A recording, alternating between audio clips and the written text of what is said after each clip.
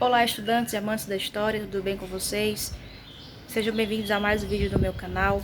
Hoje eu vou tratar de um tema muito interessante. Para começar os nossos estudos sobre a história do Brasil, eu vou falar sobre o período pré-colonial, ou seja, o período compreendido entre 1500 a 1530.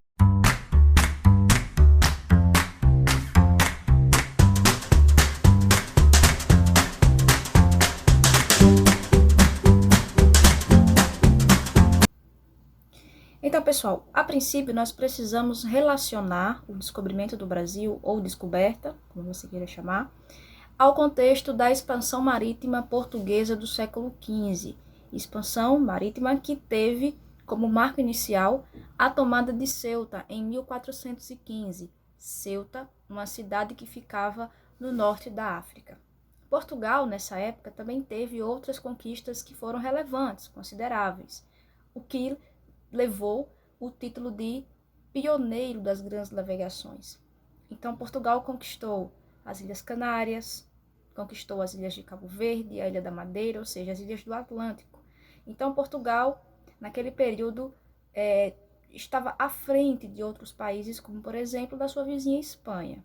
Então, a descoberta do Brasil, ela se enquadra nesse processo de descobrimento do novo mundo, de achamento de novas terras.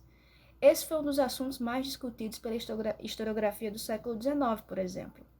A ideia de que o Brasil não teria sido descoberto. Será que os portugueses já sabiam da existência dessas terras no Novo Mundo? Como descobrimento, se os índios já habitavam essa região aqui. Então, foi um assunto amplamente discutido, mas que hoje as discussões elas não são tão efervescentes como naquela época.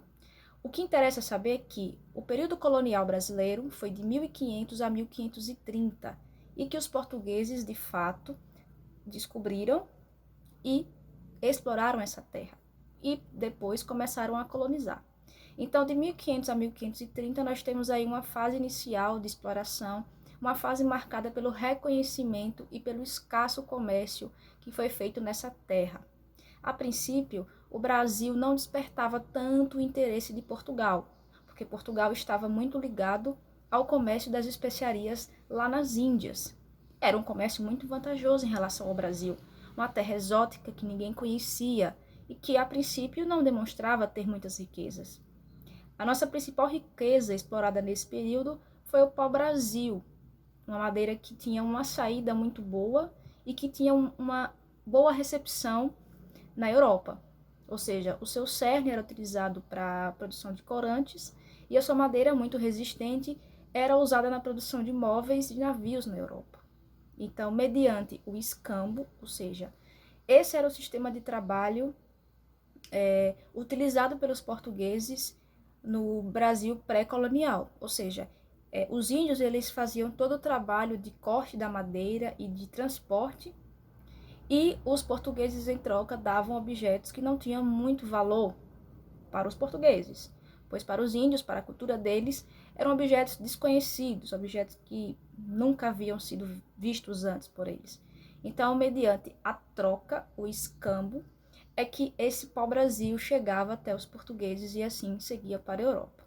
Então, nós já sabemos que essa primeira fase, esses 30 anos iniciais da história do Brasil, foram marcados pela exploração do pau-brasil e pelo reconhecimento dessa terra. Mas nem tudo foi tão simples, porque o Brasil era ocupado por milhões de índios, milhões deles. Não se sabe a quantia certa, a quantia exata de quantos índios moravam no Brasil naquela época.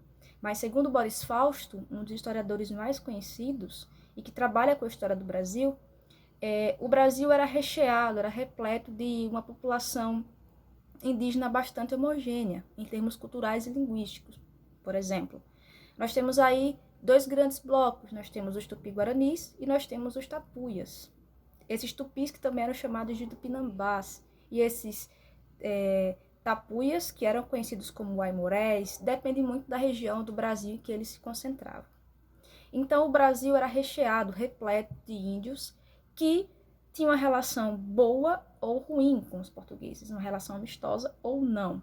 E um outro povo europeu que esteve rondando a nossa terra nesse período foram os franceses. Os franceses não reconheciam os tratados de divisão desse novo mundo. Por exemplo, o Tratado de Tordesilhas, assinado entre Portugal e Espanha. Então, a França, por não reconhecer esse tratado, ela assediava o território brasileiro, praticando a pirataria, inclusive, e a extração de pau-brasil. Muitas tribos indígenas aliaram-se aos franceses, que, como eu disse, estabeleciam comércio nessa região. Os portugueses utilizaram-se de um sistema que já era utilizado nas suas colônias lá das ilhas do Atlântico, que foi o sistema de feitorias. Cuidado, a feitoria não implica necessariamente colonização. Instalar uma feitoria não quer dizer que Portugal vai colonizar o Brasil. As feitorias eram postos fortificados de comércio.